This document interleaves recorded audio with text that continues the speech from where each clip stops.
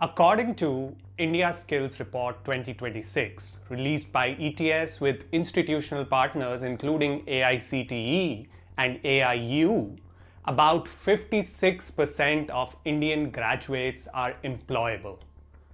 Pause on that number for a second.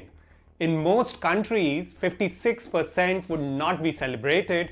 In many universities, 56% is barely a passing score.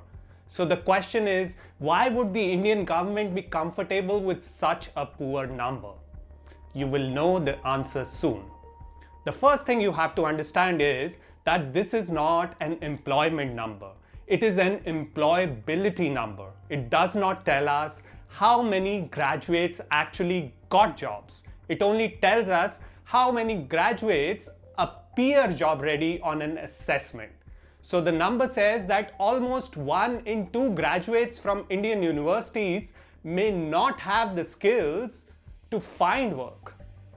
And when we ask the harder question, how many graduates actually are placed, how many engineering students actually get jobs, here we do not get the same clean official enthusiasm.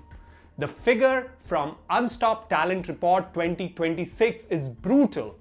Only 15% of engineering students and 16% of general graduates are placed.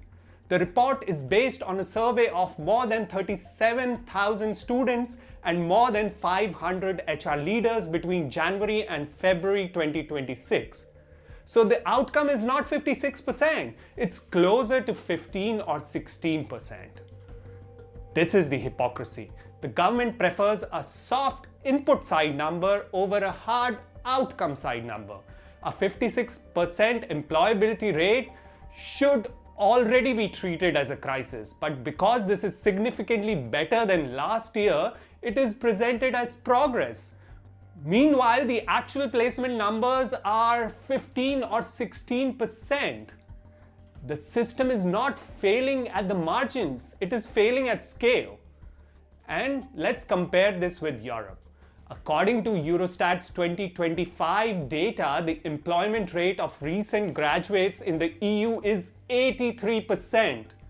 In the Netherlands, it is about 90%. So the Europe is counting actual employment. India is celebrating employability. Europe is asking, did the graduates get work? India is asking how many of our graduates are capable of working. Even Greece, the weakest country in this Eurostat comparison, is at 62.4%. We are celebrating 56% employability, not employment. So the number is being sold as progress in India would be treated as a crisis in Europe. And tomorrow when someone tells me that India is becoming a wish guru, I genuinely do not know whether to laugh or cry. Because this is the number I want to show them. We are celebrating the fact that only 56% of our graduates are employable. Meanwhile, Europe is at 83% actual employment for recent graduates. And yet we still have the audacity to talk about becoming wish guru. We still talk about a demographic dividend. But what dividend? A dividend comes from productive capacity, not from population alone. If millions of young people are passing through college without becoming job ready, then this is not a demographic dividend. It is a demographic warning. So the hypocrisy is simple. The government celebrates employability because employment is too embarrassing. It's actually unemployment. It celebrates a 56% readiness number because the actual placement number is closer to 15%. It calls this progress because the alternative is to admit failure. If this is not hypocrisy, what is it? I think I've said this before as well.